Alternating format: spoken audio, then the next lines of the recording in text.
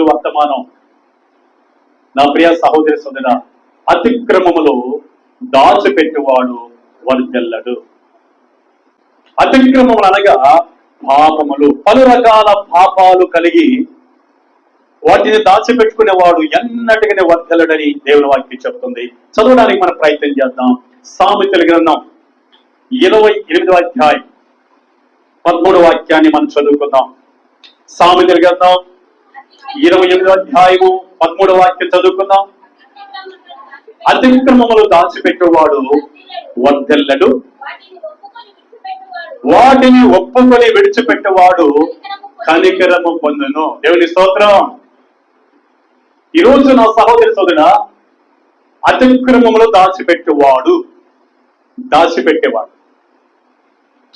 చాలా మంది క్రైస్తవులు అయి కూడా, దేవుని పిల్లలై కూడా, అది సేవకులైనా, విశ్వాసులైనా, సంఘ పెద్దలైనా, లేదా మరొకరైనా పాపములను దాచిపెడుతున్నారు. ఏం దాచిపెడుతున్నారట? అతిక్రమమును దాచిపెడుతున్నారు. అతిక్రమమును దాచిపెట్టేవాడు వర్ధిల్లడు. స్పష్టంగా దేవుని వాక్యం చెప్తుంది, అతిక్రమములు దాచిపెట్టేవాడు వర్ధిల్లడు.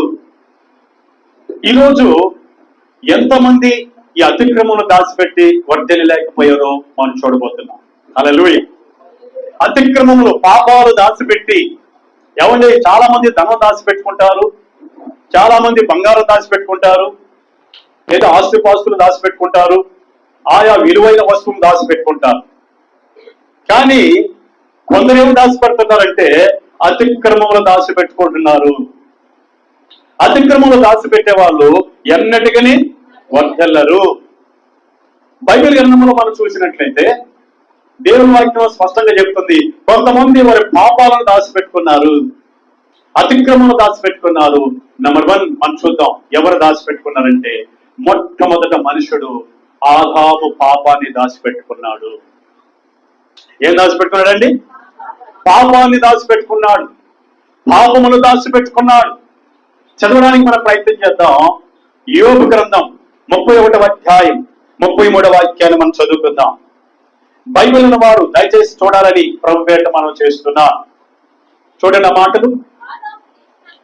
ఆదాము చేసినట్లు నా దోషములను దాచిపెట్టుకొని. చూడండి మరొక్కసారి మాట చదువునైనా. ఆదాము చేసినట్లు నా దోషములను దాచిపెట్టుకొని. ఏమండి, ఆదాము చేసినట్టు, ఆదాము ఏం చేశాడంట? పాపమును దాచిపెట్టుకున్నట్లు నేను పాపాన్ని దాచిపెట్టుకొనలేదని అంటున్నాడు. చదువుదాం మాటలు స్పష్టంగా చదవండి. నా దోషములను దాచిపెట్టుకొని మహాసమూహమునకు భయపడి కుటుంబముల తిరస్కారమునకు జడిసియు నేను మౌనముగా ఉండి ద్వారము దాటి బయలు వెళ్ళక రొమ్ములో నా పాపమును కప్పుకొని ఎడల పరమనున్న దేవుని దృష్టికి నేను వేషధారినయుదును. ఇక్కడ రాయబడి ఉంది, ఆదాము చేసినట్లు నా దోషములను దాచిపెట్టుకొని మహాసమూహమునకు భయపడియు కుటుంబముల తిరస్కారమునకు జడిసియు నేను మౌనుగా నుండి ద్వారము దాటి బయలు వెళ్ళక రొమ్ములో నా పాపమును ఒప్పుకొని ఎడల కప్పుకొని ఎడల పరమనున్న దేవుని దృష్టికి నేను వేషధారినవుతును. మహాభక్తుడు యోబు అంటున్నాడు, నేను ఆదాము లాగా పాపాన్ని దాచుకోలేదు. నా యొక్క హృదయములో, నా యొక్క రొమ్ములో పాపాన్ని దాచుకోలేదు. ఒకవేళ దాచుకుంటే పరమనున్న నా తండ్రికి నేను వేషధారిని అవుతానంటున్నాడు. ఎంత యథార్థంగా పాపము దాచుకోకుండా, ఏమండి యోబు గారు యథార్థంగా పలుకుతున్నాడు. దేవుని స్తోత్రం. ఆదాములాగా నేను పాపాన్ని దాచుకోలేదు.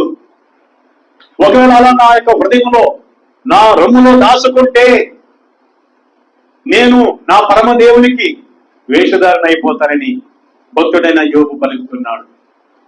సహోదరి సోదరా, ఎవరు దాచుకున్నారంట? ఆదాము ఎక్కడ దాచుకున్నాడు? ఏమండి, ఆయన హృదయంలో దాచుకున్నాడు పాపాన్ని. సహోదరి సోదరా, ఈ రోజు ఎక్కడ దాచుకోవడం నువ్వు పాపాన్ని? నీవు పాపాన్ని ఎన్ని రోజులు నీ హృదయంలో దాచుకుంటావో అన్ని రోజులు నువ్వు వర్ధలలేవు. ఆత్మీయంగా వర్ధలలేవు, శారీరకంగా వర్ధలలేవు, ఆర్థికంగా వర్ధలలేవు. ఎప్పుడైతే ఆ పాపాన్ని విడిచిపెడతావో అప్పుడు వర్ధలుతావు. చూడండి, హవ్వ పాపము చేసి అనగా పండుని తిని ఆదాముకి ఇచ్చినప్పుడు ఆదాము కూడా ఎక్కడి నుంచి వచ్చింది, ఎందుకు తినాలి, ఎక్కడిది, దేవుడు ఏం చెప్పాడు అని ఏ ప్రశ్న వేయకుండా చక్కగా తన భార్య ఇచ్చిన పండుని ఏం చేశాడు? తినేసి ఆజ్ఞాత్మకమైన పాపం గనక దాచిపెట్టుకున్నాడు ఆ పాపాన్ని. వెంటనే దేవుడు ప్రతిరోజు సాయంత్రం చల్లపూట ఆదాముల దగ్గరికి వచ్చి పలకరించేవాడు, వారితో సహవాసం చేసేవాడు, వారితో ముచ్చటించేవాడు. అయితే ఆ రోజు మాత్రం ప్రతిరోజు ఎలా సాయంత్రం పూట వచ్చి పలకరించడానికి, సహవాసం చేయడానికి దేవుడు ముందుకొచ్చాడో అదేవిధంగా ఆ రోజు ఆయన పాపం చేసి దాగి చెట్టు చాటున ఉండగా దేవుడు యథావిధిగా వచ్చి పిలిచాడు. పిలుగుమనుపు చూశాడు దేవుడు. ఏమంటే ఉండాల్సిన చోట లేడు. ఎక్కడికి పోయింది ఆదాము? ఆయనకు అన్నీ తెలుసు, సమస్తం తెలుసు ఏం చేస్తున్నాడని. కానీ ఆదాము ఉండాల్సిన ప్లేస్ లో లేడు. పాపము దాసి పెట్టుకొని చెట్టు చాటుకి వెళ్ళిపోయాడు. చూద్దాం మాటలు దేవుడు అప్పుడు పిలుస్తున్నాడు, ఆదాముని ఎక్కడున్నావు అన్నాడు. ఆయనకి తెలుసు ఎక్కడ ఉండేది, అయినా అడిగాడు. ఆదికాండం 3వ అధ్యాయం 8వ వాక్యాన్ని మనం చదువుకుందాం. ఆదికాండం 3వ అధ్యాయము 8వ వాక్యాన్ని మనం చదువుతాం. చల్లపోటను ఆదామును అతని భార్య చోటులో సంచరించుచు తోటలో సంచరించుతున్న దేవుడైన యెహోవా స్వరముని విని దేవుడైన యెహోవా ఎదుటికి రాకుండా తోట చెట్ల మధ్యను దాగుకొనగా. చూసారా ఎక్కడ దాగుకున్నాడు? ప్రతిరోజు ఏమంటే చల్లపూట దేవుడు వారితో మాట్లాడడానికి ఇష్టపడేవాడు.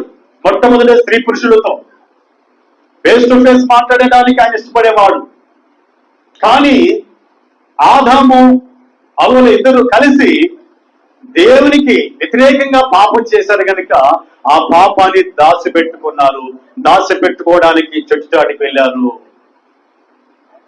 ఇప్పుడు దేవుడు అంటున్నాడు, ఆదామా ఎక్కడున్నామంటే చెట్టు చాటున చేరి ఏమండి పలికి పలకనట్టుగా భయపడుతూ మాట్లాడుతున్నాడు ఆదాము.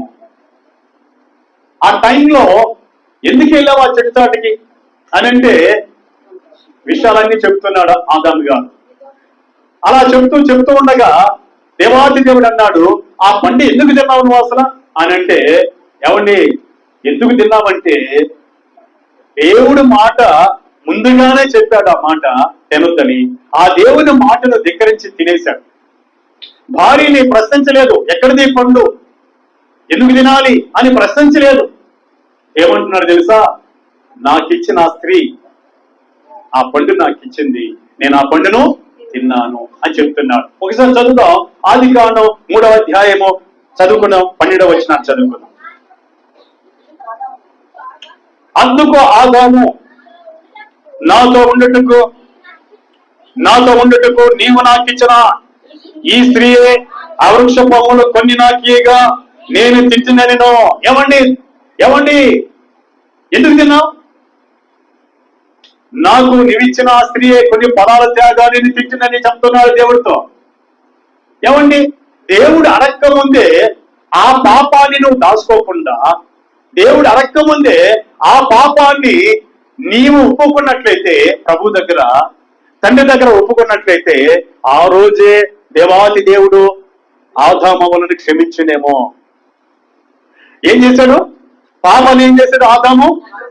యోబు గ్రంథంలో చెప్పబడినట్లుగా ఆదాము పాపాన్ని దాచిపెట్టుకున్నాడు. మనం చూస్తున్నాం, దాచిపెట్టుకొని చెట్టు చాటుకి వెళ్ళాడు. చెట్టు చాటుకి వెళ్ళి దేవుడు ప్రశ్నించేంత వరకు దేవుడి దగ్గర ఆ పాపాన్ని ఒప్పుకోలేదు. చూడండి ప్రియ సహోదరి, అతిక్రమములో దాచిపెట్టేవాడు వర్ధెలు. దాచిపెట్టుకున్నాడు ఆదాము, వర్ధెల్లడా? చెప్పాలి. దేవుడు అడగ మునిపే ఆ పాపమును ఒప్పుకొని విడిచిపెట్టుంటే వాక్యం ఏం చెప్తుంది? సామెతల గ్రంథం 8:13 2వ లైన్లో, కనికరము పొందను అతిక్రమంలో దాచిపెట్టేవాడు వర్ధెలడు, వాటిని ఒప్పుకొని విడిచిపెట్టేవాడు కనికరము పొందను. ఆ రోజు ఆదాము గారి ఆ పాపాన్ని ఒప్పుకొని పశ్చాత్తాపడుంటే దేవుడు కనికరించుడేమో. నా ప్రియ సహోదరి సోదరా, మనం ఇప్పుడు గమనించినట్లయితే ఆయన దాచిపెట్టుకున్నాడు కనుక ఆయన వర్ధెలలేకపోయాడు. ఏమండి, ఉన్న ఏదోన తోటలో నుంచి వెళ్ళగొట్టబడ్డా. ఏదోన తోటలో నుంచి బయటికి వెళ్ళగొట్టబడిన తర్వాత ఏదోన తోట చుట్టూ అగ్ని కంచిని దేవుడేశాడు. బయటికి వెళ్ళిన నాటి నుంచి చెమట వచ్చి ఏమండి ముళ్ళ పొదలు గచ్చ పొదలు దేవుడు మలిపించగా ఎంతో శ్రమపడి బ్రతకాల్సి వచ్చింది. ఆ స్త్రీ కూడా ప్రసవేదన పడి సంతానం కావాల్సి వచ్చింది. ఏమండి, పాపాన్ని ఒప్పుకున్నట్లయితే వారు వర్ధెలను, పాపం ఒప్పుకోలేదు కాబట్టి ఆదాము గాని హవ్వ గాని ఏం చేయలేకపోయారు? వర్ధెలలేకపోయారు. ఈరోజు సహోదరుడా, నీవు నేను మనం పాపాన్ని దాచుకుంటే వర్ధెలలేము. మొట్టమొదటిగా చూసాం, ఎవరు పాపాన్ని దాచుకున్నది? ఆదాము దాచుకున్నాడు, వర్ధెలలేకపోయాడు. రెండో వ్యక్తిని మనం చూద్దాం. చదవడానికి మనం ప్రయత్నం చేద్దాం. ఏమండి, చదవడానికి ప్రయత్నం చేద్దాం. ఆదికాండం 31వ అధ్యాయము 19వ వాక్యాన్ని మనం చదువుకుందాం. ఆదికాండం 31వ అధ్యాయం 19వ వాక్యాన్ని మనం చదువుదాం. లాబాను తన గొర్రెల బొచ్చు కత్తిరించుటకు వెళ్ళి ఉండగా రాహేలు తన తండ్రి ఇంటున్న గృహ దేవతలను దొంగిలెను. ఏమండి, రాహేలు తన తండ్రి యొక్క లాబాను యొక్క గృహ దేవతలను దొంగిలించి దాచిపెట్టుకుంది. నేను మొదట చెప్పాను, అతిక్రమములు పలు రకాలుగా ఉంటాయని, పాపాలు పలు రకాలుగా ఉంటాయని. ఎవరండి ఈవిడ? రాహేలు. రాహేలు ఎవరండి? యాకోబు భార్య. తన సొంత తండ్రి ఇంటి దగ్గర తండ్రి గొర్రె బొచ్చులు కత్తిరించు సమయానికి వేరే చోటకి వెళ్ళుండగా తండ్రి యొక్క గృహదేవతలను రాహేలు ఏమండి బయలుదేరి తన భర్త ఇంటికి వచ్చే సమయానికి రాహేలు ఏం చేసిందంట? తండ్రి యొక్క గృహదేవతలను దొంగిలించి దాచిపెట్టుకుంది. యాకోబు తన తండ్రి ఇంటి నుంచి బయలుదేరిన తర్వాత దేవుడు ఆయనకి వాగ్దానం చేసిన తర్వాత తన మేనమామైన లాభానింటికి వెళ్ళి 7 సంవత్సరాల కొలువు చేసి ఏమండి లేయాని పెళ్లి చేసుకున్నాడు. రాహేలుని చేసుకోవాలనుకుంటే లేయాని ఇచ్చారు. మరి రాహేలు కోసం మరొక 7 సంవత్సరాలు కొలువు చేశాడు. మొత్తం 14 సంవత్సరాలు కొలువు చేశాడు. 2 భార్యలు చేసుకున్నాడు, అక్కా చెల్లెలు. ఆ తర్వాత అక్కా చెల్లెలికి పిల్లలు కలుగుతూ ఉండగా వాదోపవాదాలతో అక్కా చెల్లెలుకున్న దాసీలను కూడా యాకోబుకి ఇచ్చాడు. వారితో పాగా వారికి కూడా సంతానం కలిగింది. మొత్తం 4 భార్యలైన ఇంచుమించు. అలా కొనసాగుతుండగా లాభాను దగ్గర అనగా మేనమామ దగ్గర ఇంచుమించు 20 సంవత్సరాలు సేవ చేశాడు. 20 సంవత్సరాలు ముగించుకొని దేవుని దర్శనం చేత తిరిగి తన తండ్రి ఇంటికి కణానికి రావడానికి ఆయన ప్రయత్నం చేస్తుండగా ఆ టైంలో మామగారికి తెలియకుండా వచ్చేయాలి, ఒకవేళ మామగారికి తెలిస్తే నా భార్యను పంపించడేమో అని భయపడి ఆయన సిద్ధపడుతూ ఉండగా ఈ టైంలో రాహేలు చేసిన పని ఏంటంటే తన తండ్రి యొక్క గృహదేవతలను దొంగిలించి దాచిపెట్టుకుంది.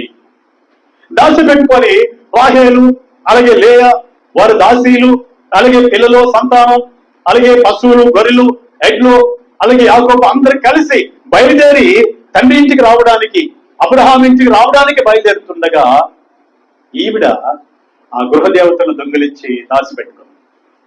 వీళ్ళు బయలుదేరి వెళ్ళిపోతున్నారని లాభానికి తెలియజేయబడగా, తెలియగానే ఆయన ఆగమేఘాల మీద వచ్చేసాడు. అలా ఇల్లంతా పరీక్ష చేశాడు.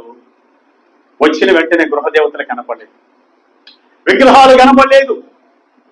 విగ్రహాలు కనపడకపోగా వెంటనే యాకోబుని అడుగుతున్నాడు, యాకోబు నా విగ్రహాలే, నా గృహదేవతలే అంటే, అవి నేను ఎందుకు తీసుకుంటానండి, నాకు అవసరం లేదు. ఎవరైతే తీసుకున్నారో, ఎవరి దగ్గర అయితే ఉంటాయో వారు సచ్చుదురుగాక అన్నాడు. ఎవరండి? యాకోబు అన్నాడు. ఎవరంటే చూసుకెళ్ళి అని చెప్పిన తర్వాత లేయా గృహములోకి వెళ్ళాడు.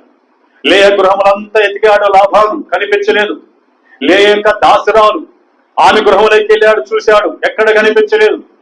మళ్ళీ బయటకు వచ్చాడు, మళ్ళీ రాహేలు గృహంలోకి వెళ్ళాడు, మొత్తం ఎతికాడు, ఎక్కడ కనిపించలేదు. అలాగనే రాహేలు యొక్క దాసురాలు ఇంటిలోకి వెళ్ళాడు, మొత్తం చూశాడు, ఎక్కడ కనిపించదు. కనిపించకపోగా రాహేలు దగ్గరికి వచ్చాడు. రాహేలు ఆ విగ్రహ దేవతలను దొంగిలించి ఆమె ఒంటి మీద ఒక బ్యాగ్ లో లేదా ఆ సంచిలో పెట్టి దానిపైన ఈమె కూర్చొని తండ్రి గారు దగ్గరికి వచ్చాడు. దగ్గరికి వచ్చి అన్నీ వెతుకుతుంటే ఆమె అంటున్న మాట ఏందో తెలుసా? ఏమంటుందో ఒకసారి మనం చదవడానికి మనం ప్రయత్నం చేద్దాం. చదవండి పిల్లరా. ఆదికాండం 31వ అధ్యాయము 34వ వాక్యాన్ని మనం చదువుకుందాం. రాహేలు ఆ విగ్రహము తీసుకొని ఒంటి సామాగ్రిలో పెట్టి వాటి మీద కూర్చుండెను. కాగా లాబాను ఆ గుడారం అంతటిను తవిడి చూచి అది దొరకలేదు. ఆమె తన తండ్రితో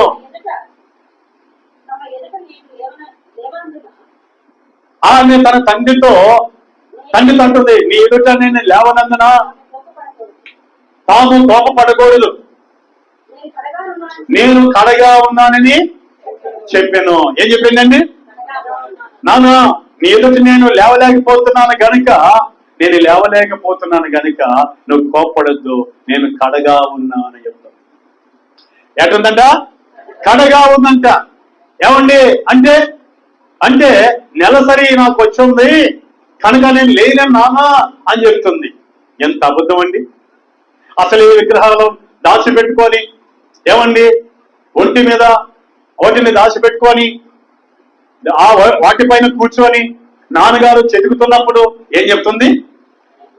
నేను లేవలేకపోతున్నాను, దయచేసి ఏమనుకోవద్దు, నేను కడగా ఉన్నాను. చాలా మంది స్త్రీలకి ఇదొక అవకాశం. ఏమండి అబద్ధం చెప్పడానికి, దాచుకోవడానికి, నీ పాపాన్ని దాచుకోవడానికి దీన్ని నువ్వు అవకాశంగా తీసుకుంటున్నావు. నీ గుండెల మీద చేసుకొని చెప్పండి. అనేకులు ఇది సాకు చేసుకొని దేవుని ఎదుట అబద్ధాలు చెప్తూ బ్రతుకుతున్నారు, మనుషుల ఎదుట అబద్ధాలు చెప్తూ బ్రతుకుతున్నారు. వాస్తవమైతే వాస్తవమే, కానీ వాస్తవం కాకపోయినా, నెలసరి కాకపోయినా ఏం చేస్తున్నావు? ఏదో అబద్ధం చెప్పి తప్పించుకుంటున్నావు. అది అతిక్రమం దాచిపెట్టుకుంటున్నావు. నీవు ఎన్నటికీ వర్ధలలేవు. నా సహోదరి సదా ఏం చెప్పింది ఆవిడ? దయచేసి నానా కోపపడవద్దు, నీ ఎదుటి నేను లేవలేకపోతున్నాను, నేను కడగా ఉన్నాను అని చెప్పేసింది. ఏమండి గుర్తు పెట్టుకో, ఇలాంటి అసలే నువ్వు చేసింది పాపాన్ని దాచుకునే పని, మళ్ళీ ఏం చేస్తున్నావు? దాని మీద పై అబద్ధం చెప్తున్నావు. ఎన్నటికి వర్ధలను. దయచేసి రాహేలు చేసిన పని చాలా ఘోరం. దాచిపెట్టుకుంది. ఏం దాచిపెట్టుకుంది? విగ్రహ దేవతలను దాచిపెట్టుకుంది. మళ్ళీ అబద్ధం ఆడుతుంది. ఇక ఆయన ఏమనలేక పక్కకి వెళ్ళిపోయినాడు. ఆ తర్వాత యాకోబు తన భార్యలు, దాసీలు, పిల్లలు, ఎడ్లు, కావలసిన గొర్రెలు, మేకలు, మందలు అన్ని కూడా తీసుకొని ఆయన ప్రయాణమై వస్తున్నాడు. ఆయన వస్తున్న అనేక ప్రాంతాలు దాటుకొని వస్తున్నాడు. అనేక చోట్ల బలిపీఠాలు కట్టుకుంటూ వస్తున్నాడు. తన అన్నని ఎదుర్కొంటూ వస్తున్నాడు. అలా వచ్చి తన అన్నగారిని ఎదుర్కొన్నాడు. క్షేమకరంగా దేవుని యొక్క సహాయం ద్వారా తప్పించబడ్డాడు. అలా అనేక ప్రాంతాలు దాటుకుంటూ బేతేలు ప్రాంతానికి వచ్చాడు. తన భార్యలో పిల్లలు సంపదతో వచ్చేసాడు. బేతలకు వచ్చి బలిపీఠం కట్టాడు. మళ్ళీ అక్కడి నుంచి మరొక ప్రాంతానికి వస్తున్నాడు. దయచేసి మనం చదువుకుందాం. ఆదికాండం 35వ అధ్యాయం 16వ వాక్యాన్ని మనం చదువుకుందాం. ఎఫ్రాతాకు వెళ్ళు మార్గములో మరికొంత దూరము ఉన్నప్పుడు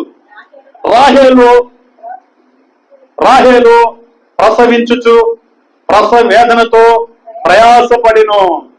ఏమండి, రాహేలుకి ఒక కుమారుడున్నాడు, మొదటి కుమారుడు, ఆయన పేరు యోసేపు. ఈ ప్రయాణంలో రాహేలు గర్భవతిగా ఉంది. వాళ్ళు బేతేలు అనే ప్రాంతానికి వచ్చేసారు. మేనమామ దగ్గర నుంచి, తండ్రి దగ్గర నుంచి. ఇప్పుడు బేతేలు నుంచి ఎఫ్రాయిం అనే ప్రాంతానికి పోతున్నారు. ఆ టైంలో రాహేలు ప్రసవించుచు ప్రసవ వేదనతో ప్రయాసపడిను. చూడండి వాక్యాన్ని, 17వ వాక్యం. ఆమె ప్రసవం వలన ప్రయాసపడుచున్నప్పుడు మంత్రసాని ఆమెతో భయపడకము, ఇదియో నీకు కుమారుని కలుగునని చెప్పాను. ఆమె మృతి పొందాను. ప్రాణము పోవచ్చుండగా అతని పేరు బెనోని అనిను. అతని తండ్రి అతనికి బెన్యామీన్ అను పేరు పెట్టెను. ఎంత భయంకరమని చూడండి. నా సహోదరి తోడిన అతిక్రమములు దాచిపెట్టేవాడు వర్ధిల్లడు. ఏమండి, తిరిగి ఆమె అత్తగారింటికి వస్తుండగా, మామగారింటికి వస్తుండగా, యాకోబు నాన్నగారింటికి వస్తుండగా అత్తగారిని చూడలేకపోయింది, మామగారింటిని చూడలేకపోయింది. ఇంకా చెప్పనా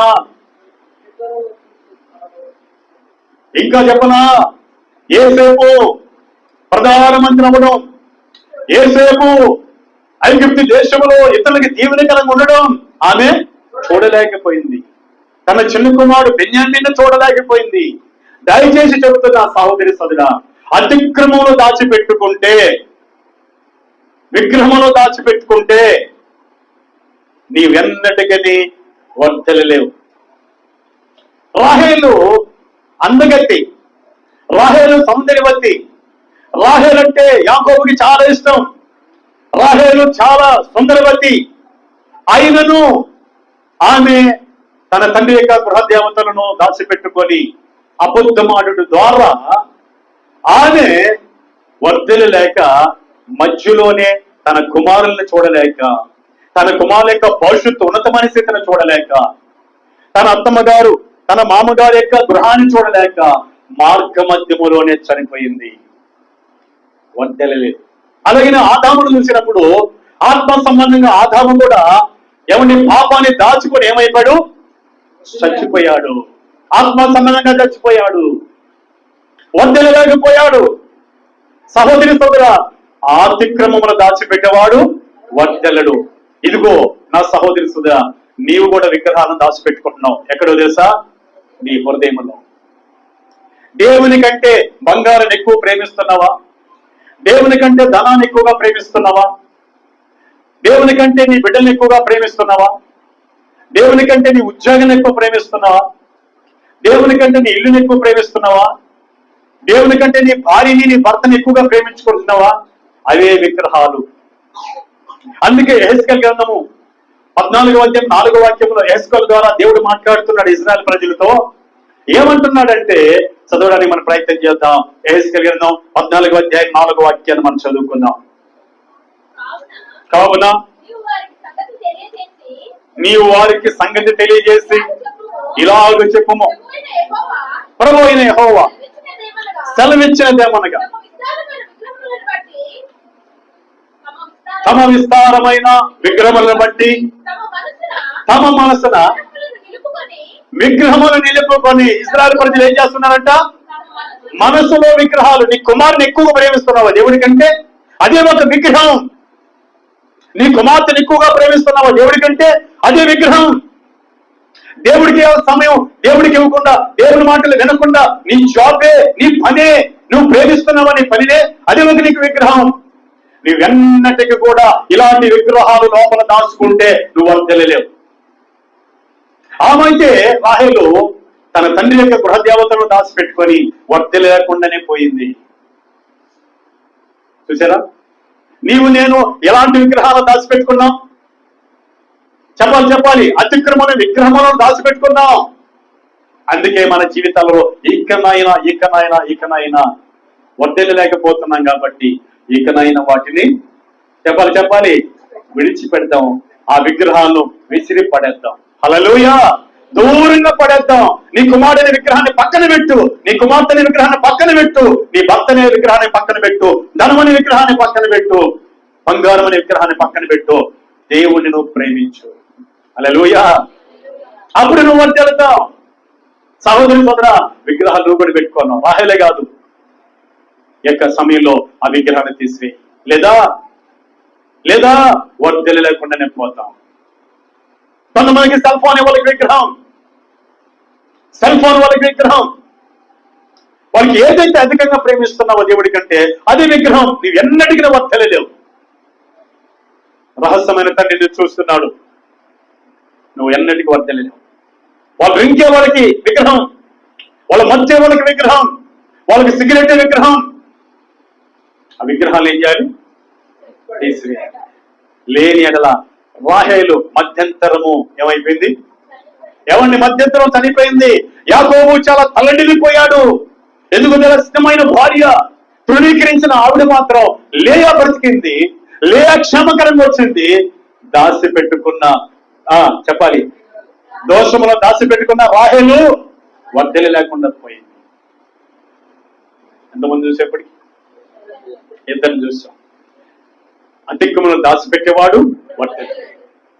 ఆదాము వర్ధిల్లు లేకపోయాడు దాచిపెట్టుకొని, రాహేలు దాచిపెట్టుకొని వర్ధిల్లు లేకపోయింది. ఇకపోతే మూడోదిగా మనం చూద్దాం. నా సహోదరి చదవడానికి ప్రయత్నించేద్దాం. పొరుగు వారి సొమ్మును మనము దోసుకొని దాచిపెట్టుకోకూడదు. ఇదొక దోషము. దోషాన్ని కప్పి పెట్టుకోకూడదు, దాచిపెట్టుకోకూడదు. చదవడానికి ప్రయత్నం చేద్దాం. చూడండి ఆ మాటలు 2వ రాజుల గ్రంథం 5వ అధ్యాయము. దయచేసి మనం చదవడానికి ప్రయత్నం చేద్దాం. 24వ వాక్యాన్ని మనం చదువుకుందాం. మెట్ల దగ్గరకు వారు రాగానే వారి యొద్ద నుండి గెహజీ వాటిని తీసుకొని ఇంటిలో దాసి వారికి సెలవీయగా వారి వెళ్ళిపోయి ఎక్కడ దాచుకున్నాడు? ఇంటిలో దాచుకున్నాడు. ఎవరి సొమ్ము ఇది? పొరుగు అనే సొమ్ము. సిరియా దేశానికి సంబంధించిన సైన్యాధిపతి ఎలీషా దైవజనుడి దగ్గరికి వచ్చాడు కుష్ఠ రోగముతో. అయ్యా, నీవు నీ చెయ్యి చాచి నా తల మీద పెట్టి నా కుష్ఠ రోగాన్ని తొలగిస్తావని నీ దగ్గరకు వచ్చాను. వెండి బంగారములు దుస్తులు నేను తీసుకొచ్చాను. నీవు నన్ను ముట్టి స్వస్థపరిస్తే ఈ బహుమానం ఇవ్వాలని తెచ్చాననుకొని ఆయన వచ్చాడు. ఎలీషా ఇంటి ముందు ఆగాడు నయమానికి అసిస్టెంట్ కూడా వచ్చాడు. వాళ్ళిద్దరూ ఆగగా ఎలీషా దైవజనుడు అంటున్నాడు నయమాన్ని చూసి, నీవు యోర్దాను నదికి వెళ్ళి 7 సార్లు మునుగన్నాడు. వెంటనే నయమాను కోపడి, మా దేశంలో ఇంతకంటే విలువైన నదులు లేవా అనుకున్నాడు. వెంటనే నయమాన్ యొక్క అసిస్టెంట్, అయ్యా, ఆయన ఏమన్నా పెద్ద బంగ్లా కట్టేయమంటే నువ్వు కట్టివా కుష్ఠరోగం పోవడానికి? మరి అలాంటిది ఆయన ఏం చెప్పాడు? దయచేసి 7 సార్లు యోర్దాను నదిలోకి వెళ్ళి 7 సార్లు మునగమన్నాడు, అంతే కదా అని నయమానికి తన యొక్క పనివాడు సలహా ఇవ్వగా, ప్రోత్సాహపరచగా వాళ్ళిద్దరు వెళ్ళి యోర్దాను నదికి వెళ్ళారు. నయమాను యోర్దాను నదిని దిగాడు, 7 సార్లు మునిగాడు. దైవజనుడు చెప్పినట్టు అతని దేహము కుష్ఠరోగం అంతా పోయి పసిపిల్ల దేహం లాగా మారిపోయింది. దేవుడి స్తోత్రం, హల్లెలూయా. అందుకు నయమాను దైవజనుడైన ఎలీషాకి ధనాన్ని, వస్త్రాన్ని, వెండిని ఇవ్వడానికి వచ్చాడు. ఆ టైంలో ఎలీషా దైవజనుడు నాకు వద్దండి, నాకు వద్దని పంపించేశాడు. ఎందుకంటే ఒక అన్యుడి కాడ తీసుకుంటే ఆయన నాకు స్వస్థత ఇచ్చాడు, నేను కానుకలు ఇచ్చేస్తాను, సరిపోయింది అనుకుంటాడు. కనుక అలా కాకుండా నిజమైన దేవుడు అని అతడు మారు మనసు పొంది రక్షణ పొందుకొని వెళ్ళాలన్న ఆశతో వద్దని చెప్పాడు ఎలీషా దైవజనుడు. అప్పుడు నయమాను ఆ వస్త్రాలను, ఆ ధనాన్ని, ఆ వెండిని తీసుకొని ఆయన రథం మీద ప్రయాణం చేస్తూ వెళ్ళిపోతుండగా ఎలీషా దైవజనుడు కాడ అసిస్టెంట్ పాస్టర్గా ఉన్న గెహాజీ సూపంతా దాని మీద పడింది, ఆ ధనం మీద పడింది, ఆ వస్త్రాల మీద పడ్డాయి. అందుకు ఎలీషా దైవజనుడికి కళ్ళు పెట్టి, దైవజనుడు చూడలేదులే, దైవజనుడికి ఇష్టం లేదేమో, ఆయన చేతగాని వాడు తీసుకునేది తెలియలా అనుకుని ఏం చేశాడంటే ఎలీషా దైవజనుడు అలా వెళ్ళగానే చల్లగా నయమాను రథం ఎంత పరిగెత్తి పోతుండగా నయమాను చూశాడు. ఎవరో పరిగెత్తుతున్నారు అని ఆలకించగా, అయ్యో ఎలీషా దైవజనుడు యొక్క అసిస్టెంట్ అని వాళ్ళు మాట్లాడుకొని వెంటనే రథం ఆపారు. వెంటనే వెళ్ళాడు. వెళ్ళిన తర్వాత ఏం చెప్తున్నాడో తెలుసా? ఏం చెప్తున్నాడంటే, నాన్న చదువు, నా యజమానుడు నా చేత వర్తమానం పంపి ప్రవక్తల శిష్యులలో ఇద్దరు యవనులు ఎఫ్రాయిము మన్యమ నుండి నా యుద్ధకు ఇప్పుడే వచ్చారు కనుక నీవు వారి కొరకు 2 మణుగులు వెండియు 2 దుస్తుల బట్టలను దయచేయమని సెలవించుతున్నాడనిను. ఏమండి, ఎలీషా గారు గెహాజీకి మాట చెప్పలా. గెహాజీ దైవజనుడి మీద అబద్ధం చెప్పి, దైవజనుడి చెప్పినట్టు చెప్పి పొందుకుందామని పరిగెత్తుకుని వెళ్ళాడు. వెంటనే నయమానికి చాలా సంతోషం వేసింది. అవునా, అలాగైతే తీసుకొని ఎంత ఇస్తున్నాడు చూద్దామా? అందుకు నయమాను, నీకు అనుకూలమైతే రెట్టింపు వెండిని తీసుకోమని బతిమాలి 2 సంచులు 4 మణుగుల వెండిని కట్టి 2 దుస్తుల బట్టలు ఇచ్చి తన పని వారిలో ఇద్దరి మీద వాటిని వేయగా వారు గెహాజీ ముందర వాటిని మోసుకొని పోయి 24 వాక్యం చదువుదాం. ఇప్పుడు మెట్ల దగ్గరికి రాగానే వారి యొద్ద నుండి గెహాజీ వాటిని తీసుకొని ఇంటిలో దాచి అతిక్రమాన్ని ఏం చేశారు? దాచిపెట్టాడు. గెహాజీ అతిక్రమాన్ని దాచిపెట్టాడు. పొరుగువాని సొమ్మును అది ఎవరికి పోవాలి? దైవజనుడికి పోవాలి, లేదా నయమాను తీసుకొని వెళ్ళిపోవాలి. నీకు అవసరం లేదు, నీకు అక్కర లేదు, దైవజనుడు నీ పక్కన ఉన్నాడు, దేవుడు నీకున్నాడు. కానీ పరుగులెత్తుకొని పోయి పొరుగువాని సొమ్ము మీద ఆశపడి దాన్ని తెచ్చి దాచిపెట్టి ఏమీ తెలియని వ్యక్తిగా మళ్ళీ దైవజనుడు ఎలీషా దగ్గరికి వెళ్ళి చక్కగా నిలబడుకొని ఉన్నాడు. వెంటనే దైవజనుడు అంటున్నాడు, గెహాజీ ఎచ్చటి నుండి వచ్చితివి చదివేనా? ఎలీషా వాడిని చూచి, గెహాజీ నీవు ఎచ్చటి నుండి వచ్చితివి అడిగినందుకు వాడు, నీ దాసుడే నేను ఎచ్చటికి పోలేదా? చూడండి, అసలే అతిక్రమను దాచిపెట్టుకొని మళ్ళీ ఏమంటున్నాడు? ఎక్కడికి అబద్ధం చెప్తున్నాడు. అసలే రాహేలు ఏం చేసింది? విగ్రహాలను, తన తండ్రి యొక్క విగ్రహాలను, గృహదేవతలను దాచిపెట్టుకొని ఒంటి మీద కూర్చొని నేను కడగా ఉన్నాను నాన్న, లేలేకపోతున్నాను చెప్పి. అలాగనే గెహాజీ చెప్తున్నాడు, ఆల్రెడీ పొరుగువాని సొమ్ము తెచ్చుకొని దాచిపెట్టుకొని మళ్ళీ ఏమంటున్నాడు? అబద్ధం ఆడుతున్నాడు. నేను ఎచ్చటికి పోలేదని దాచిపెట్టుకున్నాడు. అతిక్రమములు వడ్డెళ్ళడా? వెంటనే దైవజనుల నుంచి దేవుడు ఏం మాట్లాడుతున్నాడు చదువుకుందాం. అంతటా ఎలీషా వానితో, ఆ మనుషుడు తన రథము దిగి ఎదుర్కొన్నప్పుడు తిరిగి వచ్చినప్పుడు నా మనసు నీతో కూడా రాలేదా? ద్రవ్యమును, వస్త్రములను, ఒలివ చెట్ల తోటలను, ద్రాక్ష తోటలను, గొర్రెలను, ఎడ్లను, దాసులను సంపాదించుకున్నట్టుకు ఇది సమయమా? కాబట్టి నయమానుకు కలిగిన కృష్టి నీకును నీ సంతతికి సర్వకాలము అంటే ఉండను అని చెప్పగా వాడు మంచు వలె తెల్లనైన కుష్ఠము కలిగి ఎలీషా ఎదుటి నుండి వెళ్ళిపోయెను. దేవుని స్తోత్రం, హల్లెలూయా. ఏమండి సహోదరి సోదరా, గెహాజీ పొరుగువారి సొమ్మును దాచి పెట్టుకున్నాడు.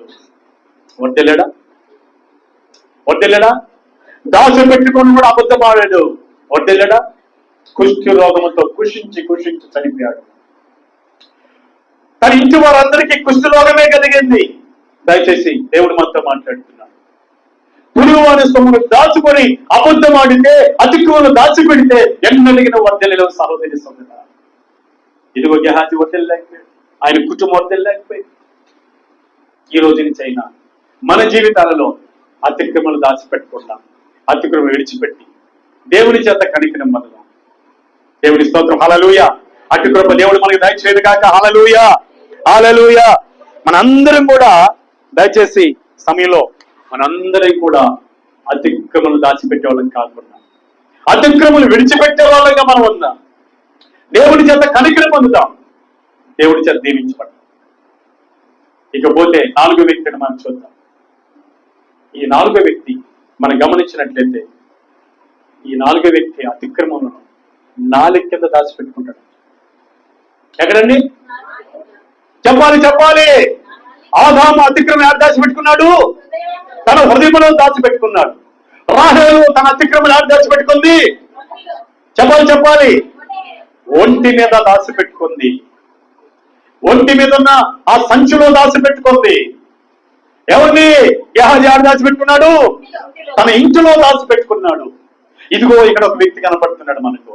ఈ వ్యక్తి తన దోషములను, తన పాపములను నాలుక కింద దాచిపెట్టుకుంటాడంట. యోబు గ్రంథం దయచేసి చదవడానికి ప్రయత్నం చేద్దాం. యోబు గ్రంథం 20వ అధ్యాయము 12వ వాక్యాన్ని మనం చదువుకుందాం. బైబిల్ ఉన్న వారందరూ కూడా జాగ్రత్తగా చూడండి. యోబు గ్రంథం 20వ అధ్యాయము 12వ వాక్యం చదువుకుందాం. చెడుతనము వారి నోటికి తీయగా ఉండెను, వారి నాలుక కింద దాన్ని దాచిపెట్టిరి. దేన్ని? చెడుతనాన్ని, అతిక్రమాన్ని, పాపాన్ని ఎక్కడ దాచిపెట్టుకున్నారు? నాలుక కింద. ఎడని దాచిపెట్టేది? నాలుక కింద. లాలాజలం దాచిపెట్టు, నాలుక కింద దాచిపెడుతున్నాడు. ఇంకా చూసినట్లయితే మరొకసారి ఆ మాట్లాడి మరొక వాక్యంలోకి వెళ్దాం. మరొకసారి చదువుకుందాం. చెడుతనము వారి నోటికి తీయగా ఉండెను. ఏమండి, చాలా మందికి చెడుతనం ఎక్కడో తెలుసా? తీయగా ఉంటుంది వాళ్ళకి. తీపు ఒకరోజు ఏమవుద్ది, చేదవుద్ది. చాలా మంది జీవితాల్లో ఆ చెడు చాలా తీయగా చూశారు, చెడుగా ఉంటుందంట. తర్వాత వారి నాలుక కింద దాన్ని దాచిపెట్టారు. నాలుక కింద దాచిపెట్టుకుంటారు చెడుతనాన్ని. కీర్తన గ్రంథం 10వ అధ్యాయం 7వ వాక్యం చదివితే ఇక్కడ కూడా ఒక అద్భుతమైన మాట ఉంటుంది. మనం చదవడానికి ప్రయత్నం చేద్దాం. కీర్తనలో 10వ అధ్యాయము 7వ వాక్యాన్ని ధ్యానించాం. వారి నోరు శాపముతోను, కపటముతోను, వంచనతోను నిండి ఉన్నది. వారి నాలుక కింద చేతును పాపమును ఉన్నది. ఎక్కడున్నాయి? ఎక్కడ దాచుకున్నారు? కొంతమంది ప్రజలు నాలుక కింద పాపాన్ని దాచుకుంటున్నారు. ఏమండి, పాపాన్ని దాచుకుంటున్నారు. ఈరోజు నువ్వేమైనా దాచుకున్నావా? నాలుక కింద దాచుకున్నావా? ఎన్నటికి వర్తలేదు. నాలుక కింద దాచుకున్న పాపాన్ని ఏం చేయాలో తెలుసా? మనం విడిచిపెట్టాలి. విడిచిపెట్టినప్పుడు మనము కనికరం పొందుతాం. హల్లెలూయా. ఒకవేళ సామెతల గ్రంథం 28:13 చెప్పినట్లుగా అతిక్రమలు దాచిపెట్టుకుంటే మనము వర్ధనలేం. వాక్యం చెప్తుంది, చేటును, శాపాన్ని, వంచనను నాలుక కింద దాచిపెట్టుకునే వాళ్ళు ఉన్నారు అంటున్నారు. నా సహోదరి సోదరా, మీరు గమనించినట్లయితే యోబు గ్రంథంలో, ఏమండి, యోబు గ్రంథం మనం గమనించినట్లయితే నా సహోదరి సోదరా, 20వ అధ్యాయం 13 నుంచి 23 వచనాల వరకు వర్ధనలేడని అక్కడ స్పష్టంగా రాయబడి ఉంది. యోబు గ్రంథం 20వ అధ్యాయం 13వ వాక్యం నుంచి 23వ వాక్యం వరకు నాలుక కింద నాలుగు కింద పాపాన్ని దాచుకున్నవాడు ఎన్నటికీ వర్ధిల్లలేదని స్పష్టంగా చెప్తా ఉంది వాక్యం. దేవుని స్తోత్రం. హల్లెలూయా, హల్లెలూయా. మన వర్ధిల్లాలంటే మన నాలుగు ఉన్న దోషాన్ని, పాపాన్ని ఏం చేయాలి? తీసివేయాలి, కడిగి వేసుకోవాలి, యేసు రక్తంలో శుభ్రం చేసుకోవాలి. లేని ఎడల నువ్వు ఎన్నటికీ వర్ధిల్లలేవు. నీ నోట్లో శాపాలున్న రోజు, నీ నోట్లో వచ్చిన మాటలున్న రోజు, నీ నోటిలో చెడ్డ మాటలున్న రోజులు, నీ నోటికి నాలుగు కింద ఈ చెడిపోయిన ఈ చెత్త అంతా ఉన్న రోజులు నువ్వు వర్ధిల్లలేవు. మన మాట ఉప్పు వేసినట్లుగా ఉండాలి. మన మాట ఎల్లప్పుడూ రుచి కలిగినదిగా ఉండాలి. మన మాటలు విషయంతో కూడినవి ఉండదు. మన మాట ఎప్పుడు కూడా దీవెనకరంగా ఉండాలి. దేవుని స్తోత్రం. హల్లెలూయా. నా సహోదరి సోదరా, ఒక వ్యక్తిని మనం చూడబోతున్నాం ఇప్పుడు. ఆ వ్యక్తి పేరు అహీతోపెలు. ఏం పేరండి? అహీతోపెలు. ఈ వ్యక్తి నాలుగు కింద పాపం దాచుకుంటాడు. కీర్తన గ్రంథం 10వ అధ్యాయం 7వ వాక్యం చెప్పినట్లుగా, యోబు గ్రంథం 20వ అధ్యాయం 12వ వాక్యం చెప్పినట్లుగా ఇతను నాలుగు కింద పాపం దాచుకో ఉన్నాడు. ఇతడు ఏ మాట చెప్తే ఆ మాట దేవుని యొద్ద నుంచి వచ్చినది అన్నట్టుగా నమ్మేవాళ్ళు అనేకులు ఉన్నారు. అది మాత్రం కాదు, దావీదు కూడా నమ్ముతున్నాడు. అది మాత్రం కాదు, దావీదు కుమారుడు అబ్షాలోము కూడా నమ్ముతున్నాడు. ఎవరి మాట అండి? ఎవరి మాట అంట? అహీతోపెలు యొక్క మాట.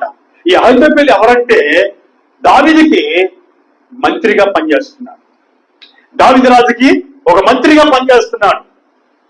ఇతడు ఒక సలహా ఇస్తే చాలు, ఆ సలహా దేవుని యొద్ద నుండి వచ్చినట్టుగా దావీదు భావిస్తాడు. అలాగే ఆయన కుమారుడు అబ్షాలోము భావిస్తాడు. అనేకులు భావిస్తుంటారు. సహోదరి సోదరా, ఈయనేమో ప్రవక్త కాదు, ఈయనేమో భక్తుడు కాదు, కానీ దావీదుకు ఒక మంత్రిగా ఉన్నాడు. చదవడానికి ప్రయత్నం చేద్దాం. చూడండి ఆ మాటలు. 2వ సమూయేలు గ్రంథం 16వ అధ్యాయము 23వ వాక్యాన్ని మనం చదువుకుందాం. 2వ సమూయేలు గ్రంథం 16వ అధ్యాయము 23వ వాక్యాన్ని మనం చదువుకుందాం. ఆ దినములలో అహీతోపెలు చెప్పిన ఏ ఆలోచన అయినను, ఆ దినములలో అహీతోపెలు చెప్పిన ఏ ఆలోచన అయినను ఒకడు దేవుని యొక్క విచారణ చేసి పొందిన ఆలోచన అయినట్టుగా ఉండెను. దావీదును అబ్షాలోమును దానిని అట్లే ఎంచుచుండిరి. హల్లెలూయా. అంటే దావీదు గాని అబ్షాలోము గాని దేవుని యొద్ద నుండి వచ్చినట్లుగా లేచేవాళ్ళంట. ఏమండి, మనం కూడా కొంతమంది నాలుగు కింద పాపం దాచుకొని మాట్లాడుతుంటే వాళ్ళని బట్టి మనం ఏమనుకుంటాం తెలుసా? వా, ఇది దేవుడి గారి నుంచి వచ్చినట్టే ఉంది, ఇది దేవుని యొద్ద నుంచి వచ్చినట్టే ఉంది, ఇది మంచి సలహాగా ఉంది అని అనుకుంటాం. కానీ ఆ నాలుగు కింద ఉంది, పాపం దాగి ఉంది. అహీతోపెలు నాలుగు కింద పాపం దాగి ఉంది. కానీ దావీదు ఏమనుకున్నాడు? అబ్షాలోము ఏమనుకున్నాడు?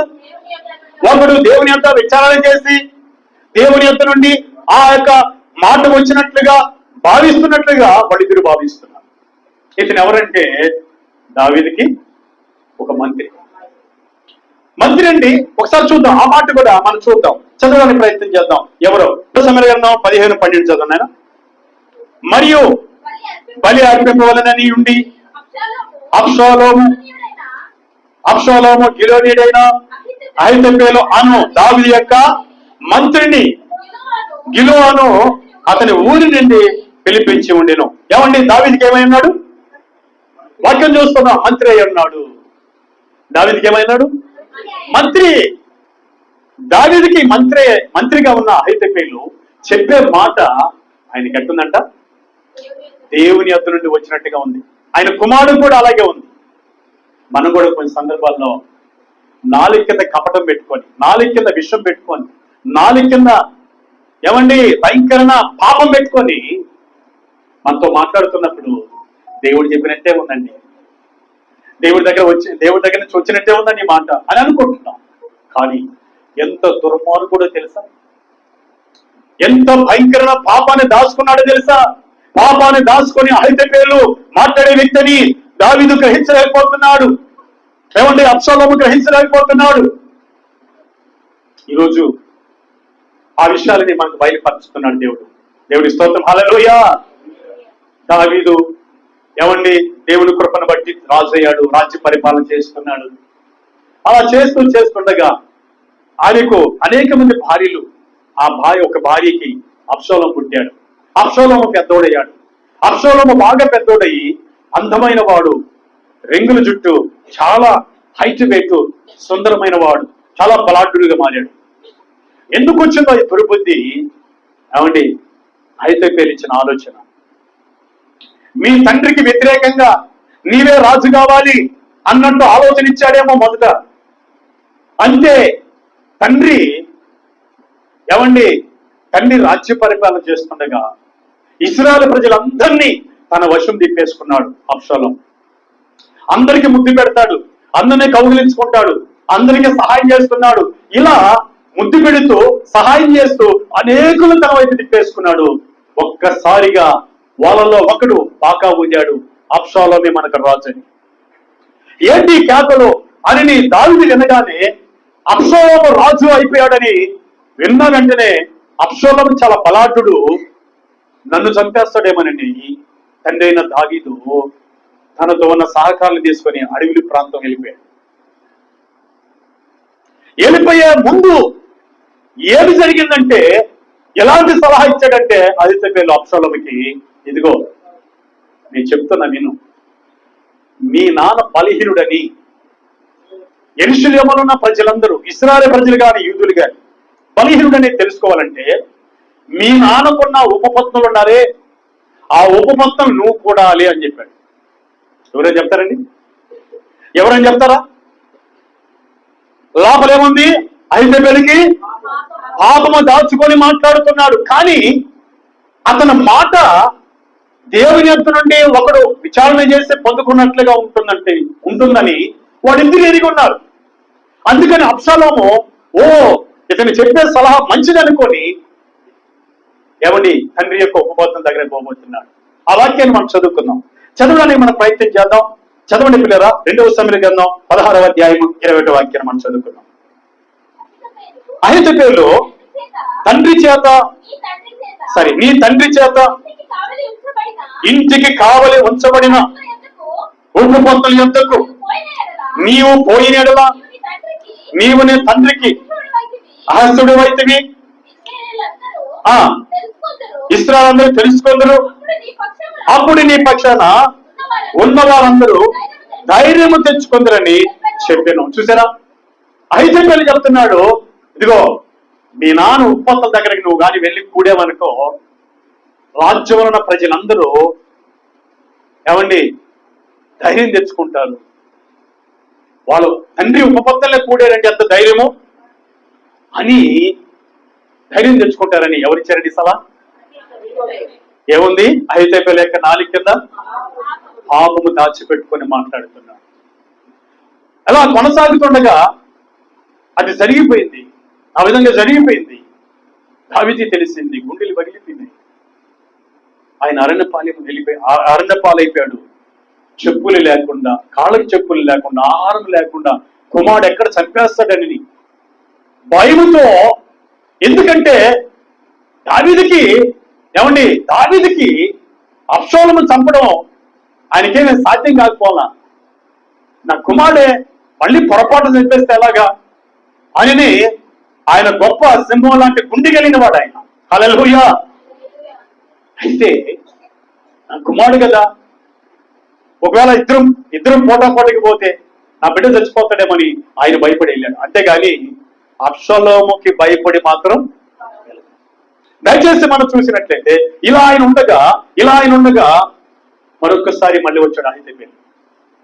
ఆయనకి సరైన ఆహారం లేదు, నివాసం లేదు. ఆయనతో ఉన్న వాళ్ళకి కానీ ఆయనకి కానీ ఆయన సోలిపోన్నాడు అడవిలో. ఈ టైంలో మళ్ళీ సలహా ఇస్తున్నాడు. ఏమని సలహా ఇస్తున్నాడు తెలుసా? లోపల పాపము దాచుకొని, విషము దాచుకొని సలహా ఇస్తున్నాడు అబ్షాలోముకి. ఏమని ఇస్తున్నాడంటే మరొకసారి చూద్దాం. 17వ అధ్యాయం 2వ సమూయేలు గ్రంథం 17వ అధ్యాయం 1వ వాక్యం చదువుకుందాం. దావీదు అలసట నుండి బలహీనగా ఉన్నాడు కనుక నేను అతని మీద పడి అతన్ని బెదిరించిన యెడల అతని యొద్దనున్న జనులందరూ పారిపోవుదురు. రాజును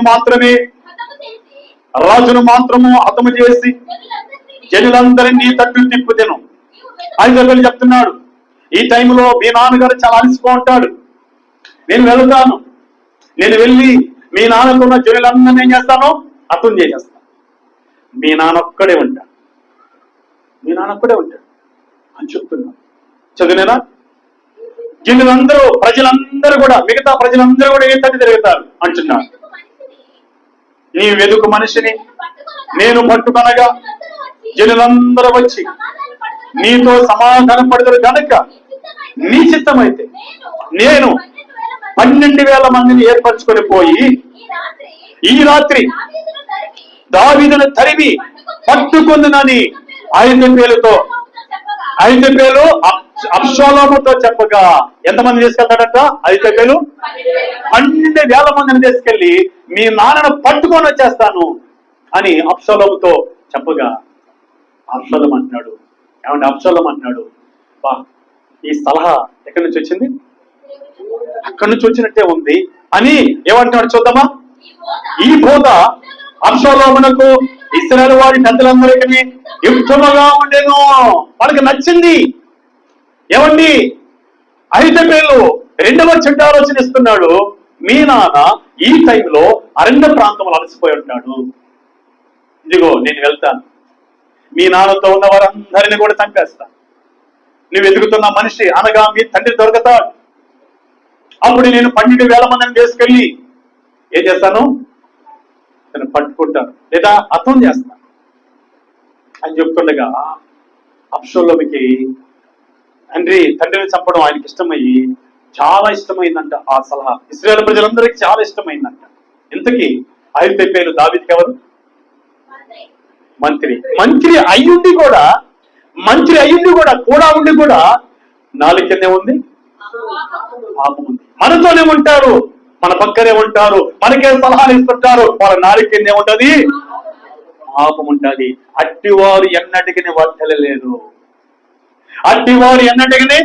వర్తలలేరు, ఐదోపేలు వర్తలని చూశాడు, దాచిపెట్టుకొని పాపాన్ని నాలుగు కింద ఎన్నటికి వర్తలేదు. వెంటనే దావీదు ఏం చేశాడు తెలుసా? దేవుడికి ప్రార్థన చేశాడు. ఏమని ప్రార్థన చేశాడు? చేశాడంటే ప్రభువా ఐదోపేలు ఆలోచన చెడగొట్టు ప్రభువా అని ప్రార్థన చేశాడు. ఒకసారి చదవడానికి ప్రయత్నం చేద్దాం. చూడండి 2వ సమూయేలు గ్రంథం 15వ అధ్యాయం, దయచేసి 31వ వాక్యం చదువుకుందాం. చదవండి. అంతలో ఒకడు వచ్చి అబ్షాలోము చేసిన కుట్రలో ఐదోపేలు చేరి ఉన్నాడని దావీదుకు తెలియజేయగా, మరొకసారి చదవండి. అంతలో ఒకడు వచ్చి అబ్షాలోము చేసిన కుట్రలో ఐదోపేలు చేరి ఉన్నాడని దావీదుకు తెలియజేయగా, దావీదు యెహోవా ఐదోపేలు యొక్క ఆలోచనను చెడగొట్టమని ప్రార్థన చేసెను.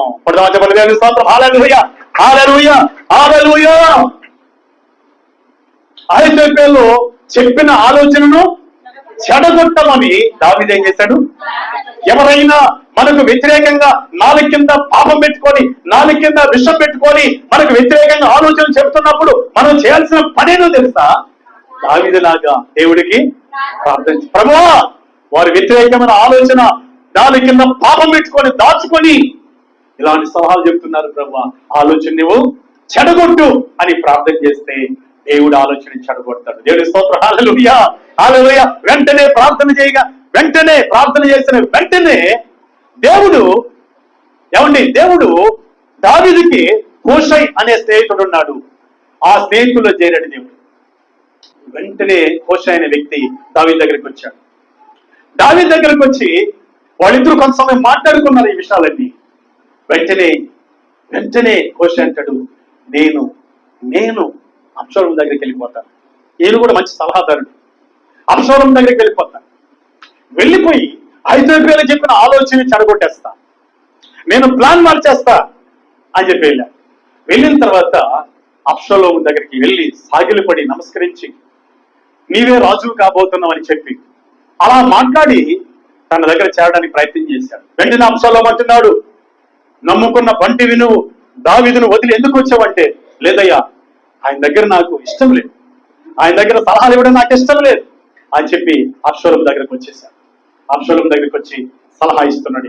ఇప్పుడు మనం చదవడానికి ప్రయత్నం చేద్దాం. 17వ అధ్యాయం 2వ సమూయేలు గ్రంథం 17వ అధ్యాయం 10వ వాక్యం చదువుకుందాం. ఏమండి, ఇక్కడ మనం చూసినట్లయితే 5వ వచనం నుంచి సలహా చెబుతున్నాడు. 5వ వచనం నుంచి 10వ వచనం వరకు సలహా చెబుతున్నాడు. చెప్తే ఏమన్నాడు చూడండి. నీ తండ్రి మహాబలాఢ్యుడనియు అతని పక్షపు వారు ధైర్యవంతులనియు ఇశ్రాయేలు అందరూ ఎరుగుదురు కనుక సింహము గుండె వంటి గుండి గలవారు సహితము దిగులొందుదురు. దావీదు ఎలాంటి వాడు తెలుసా? నీవు అహీతోపెలును పంపిస్తే మీ నాన్న సంకడు, ప్రజలందరూ పోతే సంకడు. మీ నాన్న సింహం లాంటి గుండె గలవాడు, ఎంతో మందిని జయించాడు. కనుక నీవే ప్రయాణం అయ్యి రావాలన్నాడు. అహీతోపెలును పంపించకూడదు. అహీతోపెలు ఏమన్నాడు ఇందాక? 12,000 మందిని తీసుకెళ్లి మీ నాన్న నేను అర్థం చేస్తంటే, దేవుడికి ఎప్పుడైతే దావీదు ప్రార్థన చేశాడు, అహీతోపెలుకి ఆలోచించి అడుగుంటు ప్రభు అని, దేవుడు ఎవరు లేపాడు? హూషైని లేపాడు. హూషైని లేపి హూషై వెళ్ళి అంటున్నాడు అబ్షాలోముతో, ఇదిగో మీ నాన్న సామాన్యుడు కాదు అని సలహా చెప్పాడు. 14వ వచనంకి వచ్చేద్దాం. 14వ వచనం చూడండి. 14వ వచనం. ఇశ్రాయేలు వారందరూ ఈ మాట విని అర్కీయుడైన హూషై చెప్పిన ఆలోచన అహీతోపెలు చెప్పిన దానికంటే యుక్తమని ఒప్పుకొనిరి. ఏదనగా యెహోవా అబ్షాలోము మీదకి ఉపద్రవము రప్పింప గలందులకై అహీతోపెలు చెప్పిన యుక్తి గల ఆలోచనను వ్యర్థము చేయ నిశ్చయించి ఉండెను. దేవుని స్తోత్రం, హల్లెలూయా. అహీతోపెలు చెప్పిన ఆలోచనను దావీదు రాజు ప్రార్థన చేయగా దేవుడు ఏం చేశాడు? చెడగొట్టడానికి హూషైని పంపించి ఆలోచన అంతా చెడగొట్టేశాడు. దేవుని స్తోత్రం, హల్లెలూయా. ఇప్పుడు అబ్షాలోముతో ఉన్న వారందరూ దావీదు మీదకి యుద్ధానికి వచ్చారు. యుద్ధానికి వస్తున్నారు. వచ్చారు. దావీదు ఉన్న స్థలంలో ఆయన ఉండకుండా వాళ్ళందరూ అన్నారు, ఇశ్రాయేలు ప్రజలందరూ, నీవు మేమున్న స్థలంలో ఉండకూడదు, నువ్వు మరుగైన స్థలంలో ఉండాలని పంపించేశారు. ఓన్లీ ఆయనతో ఉన్న ప్రజలు మాత్రమే ఉన్నారు. ఇప్పుడు అబ్షాలోముతో ఉన్న ప్రజలు అందరూ యుద్ధానికి వచ్చారు.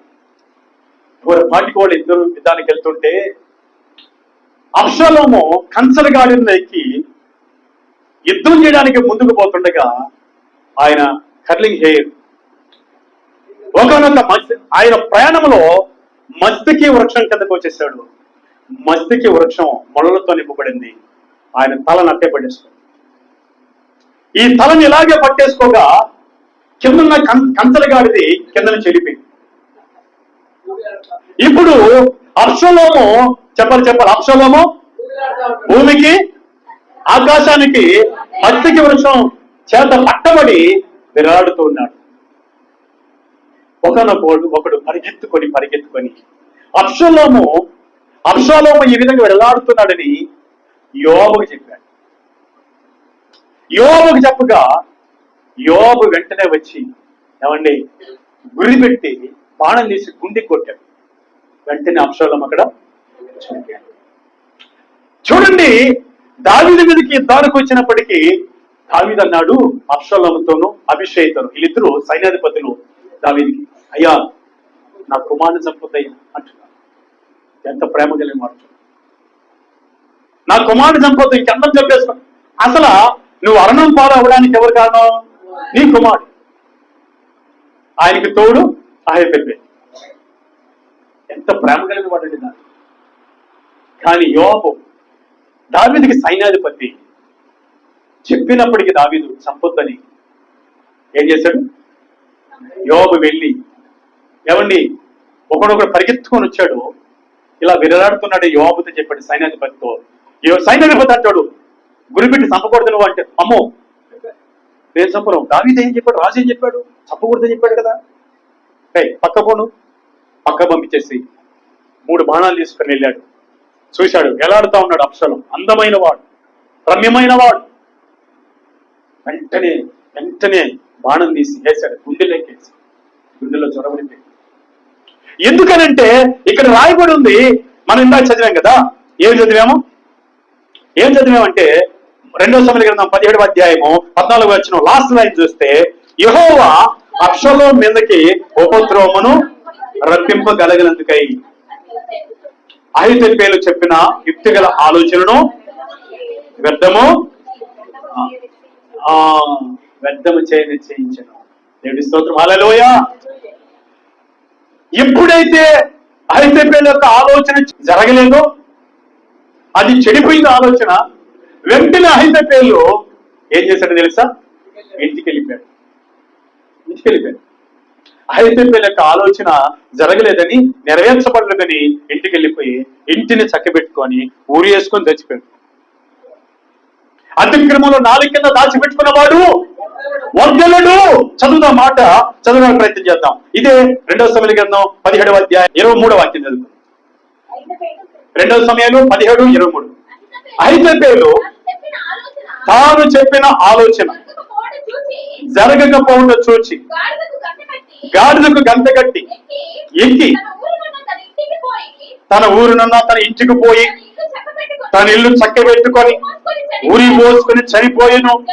జనులు అతని తండ్రి సమాధి యందు అతన్ని పాతి పెట్టింది. ఏమండి, నాలుగు కింద పాపాన్ని దాచుకున్నవాడు వర్ధలనే.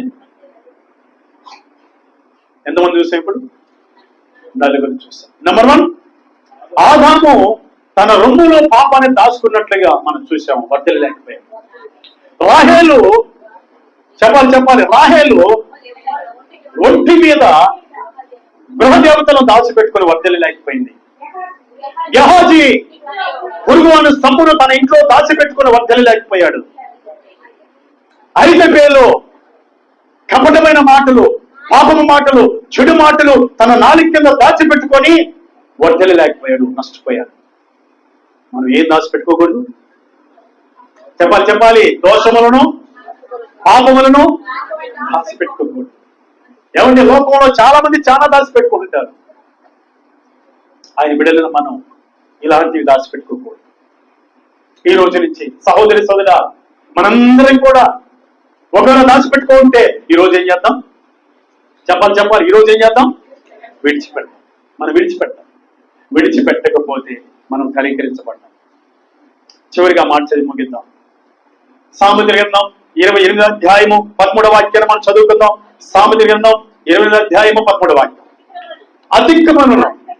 అతిక్రమంలో దాచిపెట్టేవాడు వర్ధలడు. ఏమండి, అతిక్రమంలో దాచిపెట్టుకున్న ఈ నలుగురు వ్యక్తులు మనం చూసాం. ఈ నలుగురు వ్యక్తులు వర్ధలేదా? నువ్వు దాచిపెట్టుకుంటావా? హృదయంలో కానీ, నాలుగు కింద కానీ, ఇంట్లో కానీ, లేదా మరొక చోట కానీ దాచిపెట్టుకున్నావా? దయచేసి దాచిపెట్టుకుంటే విడిచిపెట్టు. కింద 2 లైన్ చదువుమా. వాటిని ఒప్పుకొని, ఈ రోజు దాచిపెట్టుకున్న వాటిని దేవుడి కదా ఒప్పుకొని, ఆ పాపములు దోషములు ఒప్పుకొని విడిచిపెట్టేవాడు కనికరము పొందిన. హల్లెలూయా, హల్లెలూయా. మన దేవుడు కనికర సంపూర్ణుడు. ఆయన కనికరించేవాడు, కటాక్షం చూపేవాడు కనుక ఈరోజు పాపాలు ఏం చేద్దాం? ఒప్పుకుందాం. దోషాలు ఏం చేద్దాం? ఒప్పుకుందాం. విడిచిపెడతాం, కనికరించబడతాం దేవుడి చేత. దావీదు పాపాన్ని ఒప్పుకొని ఎలా దీవించబడ్డాడు, అలా మనం దీవించబడ్డాం. దేవుడి మాటలు దీవించి ఆశీర్వదించును గాక. ఆమేన్. మన జీవితాలలో మనమందరం కూడా సంపూర్ణంగా పాపాన్ని విడిచిపెట్టి వర్ధలుదాం. God bless you. హల్లెలూయా. ప్రార్థన చేసుకుందాం. కృపగల తండ్రి, నీకు వందనాలు నాయనా. నీ మహాప్రేమ చేత, నీ దయ చేత, నీ కనికరమ చేత మా మేలు కోరి మాతో మాట్లాడాను. మేమెందుకు వర్ధలేకపోతున్నాం? ఎందుకు దీవించబడలేకపోతున్నాం? ఆత్మీయంగా కానీ, భౌతికంగా కానీ మాకంతా వివరణగా తెలియపరిచాం. ఈ రోజు నుంచి అయినా మా పాపములు మేము విడిచిపెట్టి, ప్రభువా మేము కనికరం పొంది మేము దీవించబడాలని మా మేలు కోరి మాట్లాడాం. అతిక్రమంలో దాచిపెట్టాడు వర్ధలడని చెప్పాం. ఆదాము అతిక్రమం దాచిపెట్టి వర్ధలేకపోయాడు. రాహేలు అతిక్రమం దాచిపెట్టి వర్ధలేకపోయింది. గెహాజీ అతిక్రమం దాచిపెట్టి వర్ధలేకపోయాడు. అహీతోపెలు అతిక్రమం దాచిపెట్టి వర్ధలేకపోయాడు. ప్రభు, ఇదిగో దావీదైతే అతిక్రమలు ఒప్పుకొని విడిచిపెట్టి ఆయన తిరిగి రాజ్యాన్ని పొందుకొని ఆశీర్వదించబడి నూనెతో ఫలించినట్టుగా దీవించబడినట్లే మేము చూస్తున్నాం. ఆ విధంగా మా జీవితాన్ని ఫలభరితంగా మార్చి సహాయం చేయమని, వాక్యం వింటున్న ప్రతి బిడ్డని దీవించమని, సమస్త మహిమ ఘనత మీకు చెల్లించుకుంటూ యేసునాథుని పేట స్తుతించి ప్రార్థన చేసి వేడుకుంటున్నాము తండ్రి. Amen. God bless you. Hallelujah. అందరికీ వందనాలు. God bless.